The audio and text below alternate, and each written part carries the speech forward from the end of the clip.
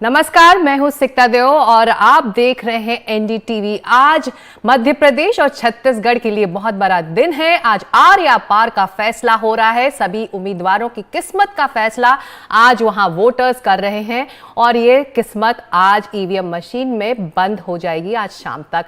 तो वोटिंग सुबह से चालू है, लगातार जारी है। बीजेपी के दिग्गज नेताओं ने भी वोट कर दिया है और साथ ही अपने वोटर्स से वोटिंग करने के लिए पोलिंग बूथ तक जाने की अपील की है। और तमाम बड़े जो नेता हैं वो भी इस वक्त जा रहे हैं, लेकिन जो रुझान इस वक्त दिख रहे हैं कि जो पोलिंग की जो फीसदी है वो काफी धीमी है, लेकिन माना यह जाता है कि लंच के बाद, दोपहर के बाद रफ्तार वोटिंग की पकड़ती है। आप देख रहे हैं पोलिंग स्टेशंस पर कतारें हैं, खासतौर से महिलाओं की लंबी कतारें हैं। महिलाएं जो दोनों ही पार्टियों के एक तरह से वोट बैंक की टारगेट रही हैं। तमाम जो ऐलान हुए हैं मैनिफेस्टोज में, महिलाओं को केंद्र कर ही ये ऐलान किए गए और चप्पे चप्पे में सुरक्षा बल भी तैनात है। आज छत्तीसगढ़ में भी उधर दूसरे चरण का मतदान हो रहा है। पहला चरण का मतदान खत्म हो चुका है। तो छत्तीसगढ़ और मध्य प्रदेश में आज सभी उम्मीदवारों की किस्मत का फैसला आज ये सभी वोटर्स कर रहे हैं। और क्या ताज़ा अपडेट है, किस तरह की जो वोटिंग प्रतिशत है या फिर पोलिंग स्टेशन पे कितनी भीड़ जुट रही है, जानने के लिए सीधे चलते हैं हमारे सहयोगी अनुराग द्वारी के पास। अनुराग, आप इस वक्त हैं कहाँ और कितना एक्साइटमेंट है? नब्ज पर आप हाथ रख पाए हैं कि महिलाएं जिनको लेकर टारगेट रहा है दोनों पार्टियों का, क्या वो महिलाएं पोलिंग स्टेशंस तक, वोटिंग बूथ्स तक पहुंच रही हैं? बिल्कुल सिकता, सबसे पहले तो आपका स्वागत है इस चैनल में जो आपका है, यानी सिकता खुद मध्य प्रदेश से हैं। तो बहरहाल जैसा दूसरा आपका सवाल था, हमने देखा है सुबह से बड़ी तादाद में मध्य प्रदेश के कई इलाकों में, खास करके राजधानी भोपाल में लोगों की भीड़ उमड़ी है मतदान के लिए। इस वक्त हम नरेला विधानसभा में हैं और बाग दिलखुशा में हैं। यहाँ पर आप मेरे पीछे देख सकती हैं सुरक्षा बल है मौजूद और यहाँ पर मतदान चल रहा है।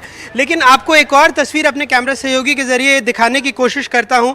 इस गली में देखिए, यहाँ पर जो भी पोलिंग एजेंट्स हैं दोनों दलों के वो मौजूद हैं, लेकिन बहुत सारे लोग आपको मतदान केंद्र के बाहर भी दिखेंगे। तो इनसे ही, यहाँ पर बीजेपी कांग्रेस सबके पोलिंग एजेंट्स मौजूद हैं, तो उनसे ही जानने की कोशिश करते हैं कि क्या उनकी समस्या है। कई लोग कह रहे हैं कि वोटर लिस्ट से उनका नाम कट गया है। सर, आपका नाम क्या है? मोहम्मद असलम।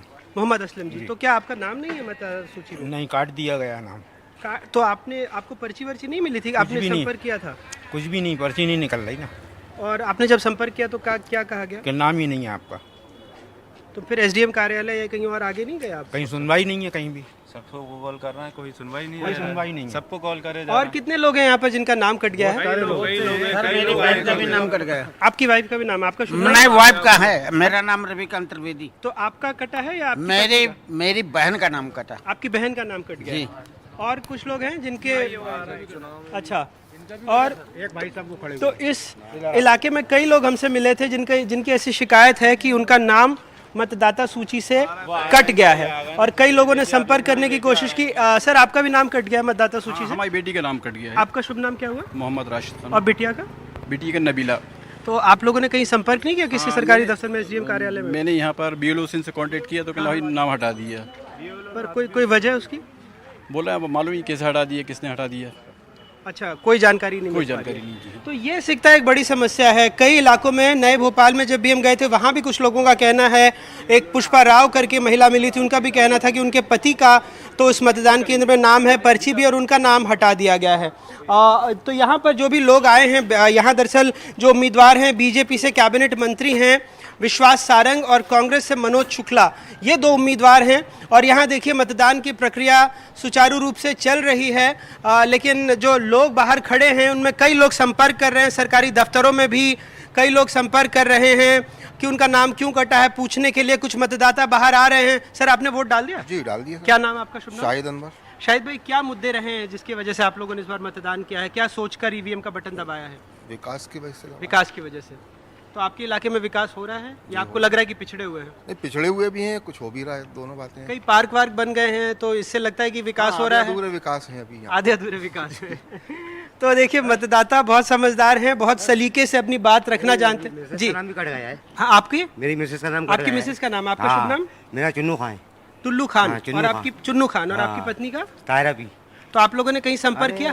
चक्कर लगा लगा परेशानी है 5 साल से। लेकिन फार्म भर दिया, ऑनलाइन भर दिया या जमा कर दिया, लेकिन ये कि नाम नहीं आ रहा है। तो सिकता ये एक बड़ी समस्या है, कई लोग संपर्क कर रहे हैं, आ रहे हैं। आपने महिलाओं की बात की थी, मैडम आपने वोट डाल दिया, डालने जा रही हैं? डालने जा रहे हैं। तो क्या इस बार क्या मुद्दे हैं? बड़ी तादाद में महिलाएं वोट डालने आ रही हैं, आप लोगों को क्या लगता है क्या प्रभावित करेगा? अरे 48% महिलाएं इस बार वोट डाल रही हैं, कुछ तो बोल कर जाइए, शर्माइए मत। क्या बोले यार? देश के नागरिक है, नागरिकता का परिचय दे रहे हैं, वोट डालना अधिकार है। वोट बहुत डालना। बढ़िया, लेकिन मुद्दे क्या हैं? और आपका शुभ नाम आपने बहुत अच्छे से बताया। पुष्पा तिवारी। पुष्पा जी, तो पुष्पा जी इस बार तो सारी पार्टियां कह रही कि 33% आरक्षण दो, ये करो वो करो, लेकिन जब टिकट देने की बारी आई तो मात्र 13% को दिया कांग्रेस बीजेपी दोनों ने। आपको लगता है ऐसे में महिलाओं को भागीदारी मिलेगी सत्ता में? मिल ही रही है। मिल रही है। और आपके लिए मुद्दे क्या हैं? महंगाई, सड़क, बिजली, पानी, क्या मुद्दा है आपके लिए? सबसे पहले महंगाई महंगाई, बहुत महंगाई हो गई है। महंगाई बढ़ गई है हाँ, और शिवराज सिंह ने आर्थिक स्थिति सुधारने के लिए हम लोग का सहयोग भी किया है। लाडली बहना के तौर पर। जी। तो आप लोगों को लगता है लाडली बहना से प्रभाव पड़ेगा? थोड़ा बहुत तो पड़ रहा है। पड़ रहा है। आपका पूरा नाम? संजू तिवारी। संजू तिवारी। ठीक, आप लोग अपने मताधिकार का इस्तेमाल कीजिए। तो जैसा सिकता आप कह रही थी, तो कुछ महिला मतदाताओं से भी हमने बात कर जानने की कोशिश की। होता यही है, देखिए मैंने सुबह भी एक महिला मतदाता से, जब वो अपने पति के साथ वोट डालने के लिए आई थी, तो उनसे जब बात करने की कोशिश की तो उन्होंने अपने पति की तरफ इशारा कर दिया और कहा ये बोलेंगे। तो दरअसल कई इलाकों में अगर आपने देखा होगा तो सरपंच पति की का जो नेम प्लेट रहता है वो पार्षद पति में तब्दील हो जाता है, और कहीं आरक्षण के बाद ऐसा ना हो कि विधायक पति में तब्दील हो जाए, इसका डर बहुत ज़्यादा रहता है। क्योंकि जब महिलाएं मतदान करने आ रही हैं लेकिन अपने स्वविवेक से ये नहीं बता पा रही हैं कि उनके मुद्दे क्या हैं, तो ये स्थिति लोकतंत्र के लिए बहुत अच्छी तो नहीं कही जा सकती। कम से कम उनको खुलकर बताना चाहिए अपने पति, अपने भाई या बाकी के लोगों से इतर कि उनकी क्या सोच है। बिल्कुल।